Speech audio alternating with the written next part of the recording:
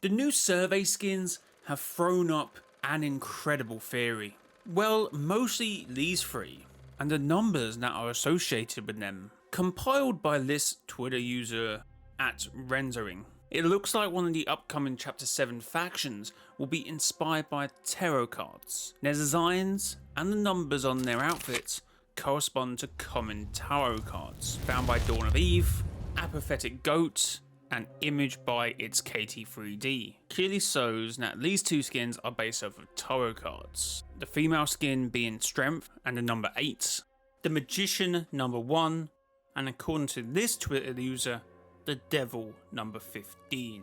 So if you're ready for this theory, make sure to hit the like button. And in today's video, we're going for 1,000 likes in this video. So let's get there. And thank you. So these cards are from the Rider White deck. There is 78 cards in this deck, 22 major arcanas, and 56 minor arcanas. We're obviously going to focus on the major arcanas because the skins we have here are from the 22 major arcanas. Or no, starting with the Magician on his table, he does have the 4 symbols of the tarot suits. A cup, a pentacle, a sword, and a wand, each representing the 4 elements, water, earth, air, and fire, which indeed is connected to alchemy. And there is a very good reason as to why I mention alchemy and the importance of it possibly in this theory. The Magician is the first card in the set.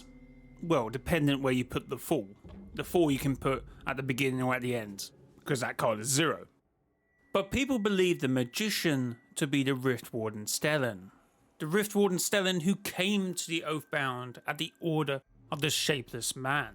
Now the Rift Warden Stellan, or Stellan, is the head alchemist of the Oathbound, and alchemy has some crossover with tarot reading. Okay, that's probably a oversimplification, but it's very important. In the Magician card, we have the figure of 8 and the Ouroboros, the snake eating itself, which of course is shown on the Magician's card, but it also appears on the Rift Warden's diagram for the Rift Gates. And let's not forget, we've had drawings recently which use a lot of geometry and possibly sacred geometry too, in relation to the spires. And then it's even the look of the Magician, the red cloak, the white robe, which matches his survey skin, not necessarily Stellan. Now I'm getting into the realms of recency bias, so connecting new information with old story. There's a tendency that this stuff just works and there might not be any connection, it's just coincidence. So take that on board. So if the Rift Warden is the Magician, how do we think of the Oathbound? Because I always thought the society back in chapter 1 was an offshoot of that. Or at least the society was a proxy for someone as to why Valeria was getting Pandora's box and all that stuff. I mean, there is a whole story about Hope and Oscar and Valeria all growing up in the society. And there's this grandfather we don't know about. I don't know, that's just rather fishy in my opinion. But one thing I do notice about Geno is that his suit, or the Aegis, seems to represent the Omega sign. Omega being the last letter of the Greek alphabet, symbolizing the end. And possibly Geno, meaning gene or genesis or generation. So with Geno, we could have a archetype of the beginning and the end. Basically the alpha and the omega. And that this new tarot card faction is working for Geno. That's of course if this even comes to be, since these are survey skins. But eventually, 9 times out of 10, or even actually 10 times out of 10, the 7, the Greek mythology season, the Japanese theme season, they were all predicted because of survey skins. Now what I'm struggling is connecting this to the Dark Presence and what we're seeing currently develop on the chapter 6 map, but that will hopefully present itself.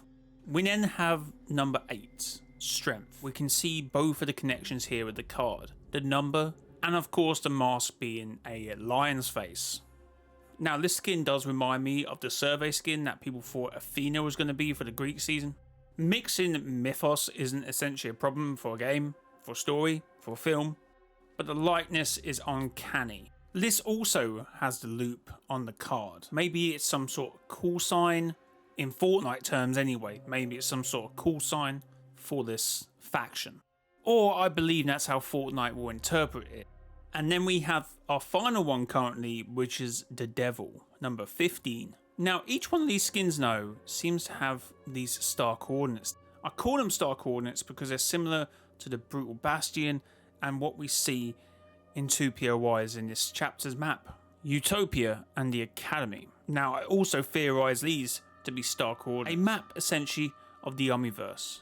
Essentially, these are intersecting realities, tied together by something that was said in a Batman x Fortnite comic. But I do believe there's a reason why the guys at Brutal Bastion were called the Reality Warriors. Of course, the Reality Warriors should have been about in Chapter 4 along with the Oathbound, but we never saw anything from them. So could this also be not an extension of the Oathbound, but the Reality Warriors?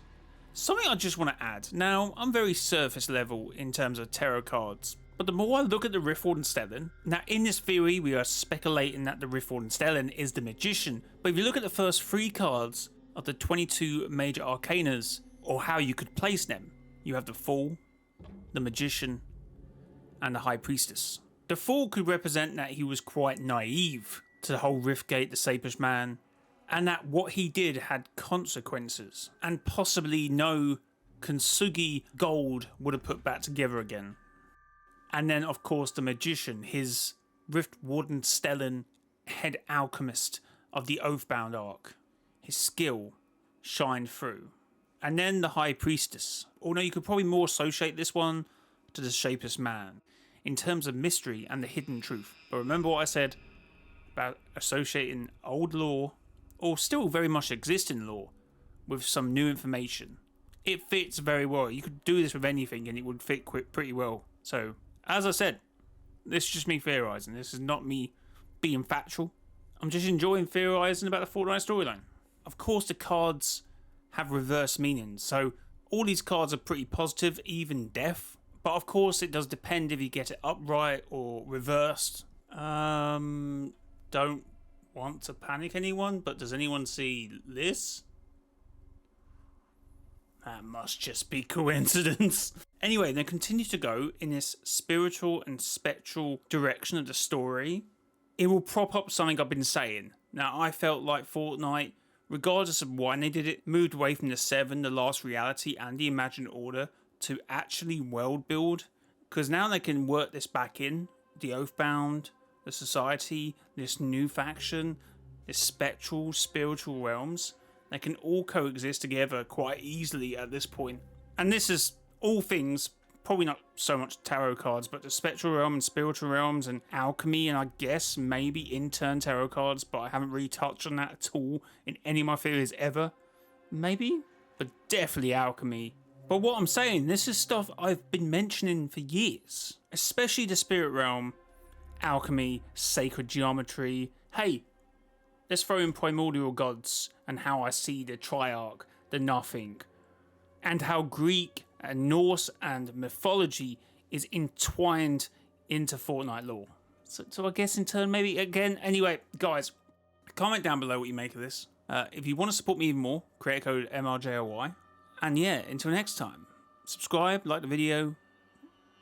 Bye-bye.